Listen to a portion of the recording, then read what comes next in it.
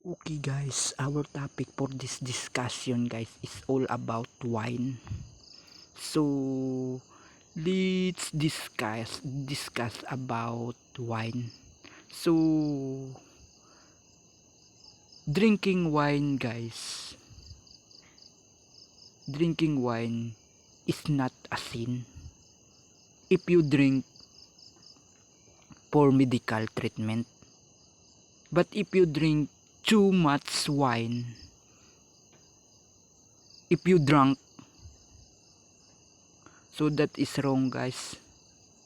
Because according here in Galatians chapter 5 verse 16 and verse 25, this I say then, walk in the spirit, and ye shall not fulfill the lust of the flesh. For the flesh lusteth against the spirit, and the spirit against the flesh, and these are contrary the one to the another, so that ye cannot do the things that ye would. But if ye be led of the Spirit, ye are not under the law.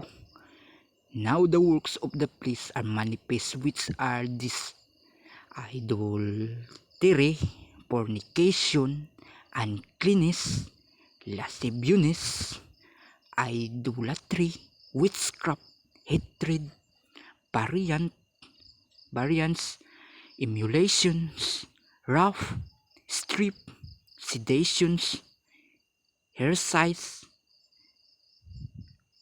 envying, murders, drunkenness, reveling, as such likes of the which I tell you before, as I have also told you in time past, that the which do such things shall not inherit the kingdom of God. So if you drink wine guys for medical treatment, so that is not a sin guys. But if you drink wine too much, if you drunk, so considered as a sin guys. So it's time to follow the Holy Spirit guys. It's time to follow the Holy Ghost, because according here in verse 22 guys, but the fruit of the Spirit is love, joy, peace, long-suffering, gentleness, goodness, faith, meekness, temperance. Against such there is no law. And they that are Christ have crucified the flesh with the affection and lust. If we live in the Spirit, let us also walk in the Spirit. So if you want inherit the kingdom of my Lord God Father Jesus Christ guys, please don't do this loose desires. And always remember guys, statues and images guys considered as idols. Because imagine guys, imagine and observe and study, use your mind. Statues guys have eyes but can't see anything. Statues and images guys have ears but can't hear any sounds. Statues and images have nose but can't smell. Statues and images guys isn't spirit, isn't God, considered as idols. So I'm here guys to snatch your soul from the second death, because the second death guys is real according here in Revelation. Revelation chapter 21 verse 8. But the fearful and unbelieving and the abominable and murderers and warmongers and sorcerers and idolaters And all liars shall have their part in the lake which burneth with fire and brimstone, which is the second death. So guys, the second death guys is real. And statues and images guys considered as idols. So don't bow and worship on the statues and images guys.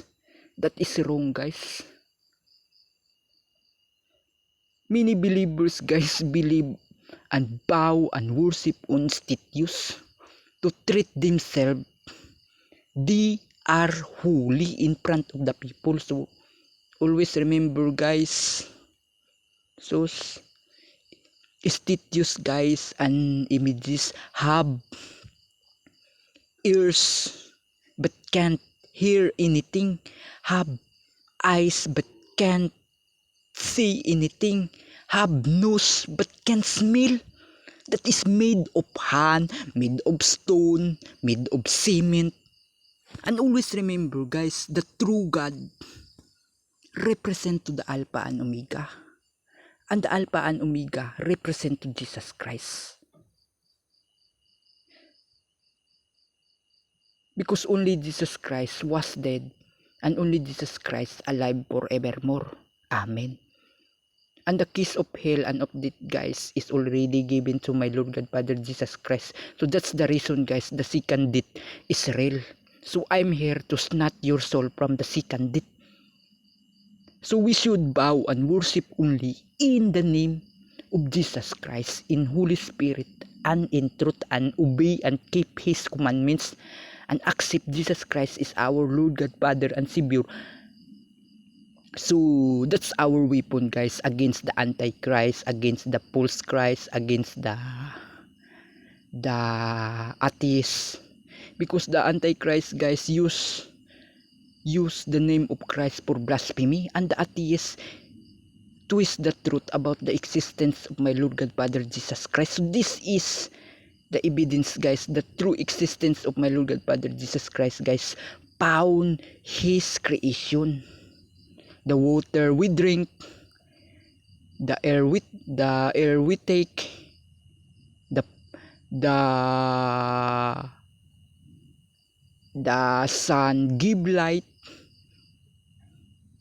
All creation in heaven and in earth guys is made by the word, wisdom, understanding, and knowledge of my Lord God Father Jesus Christ. Because in the beginning guys was the Word, and the Word was with God, and the Word was God.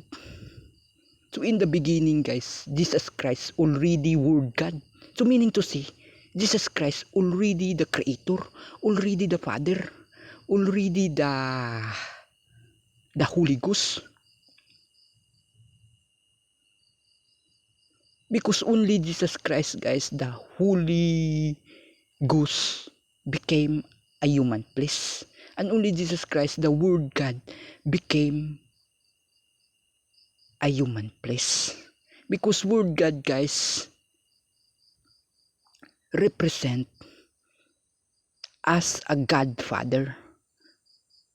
So that's the reason guys, Jesus Christ is the Alpha and Omega, the Almighty God, the first and the last. Because only Jesus Christ was dead and only Jesus Christ alive forevermore. Amen. So I'm here guys to share what is written here. So it's time to follow the Holy Ghost guys. It's time to take our cross. Because the fruit of Spirit guys, the fruit of the Holy Ghost guys is love, joy, peace, long-suffering,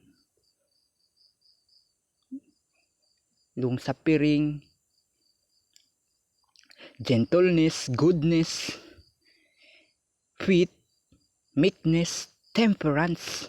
So that's all guys. Because the deceiver guys deceive many and it's not easy to avoid them.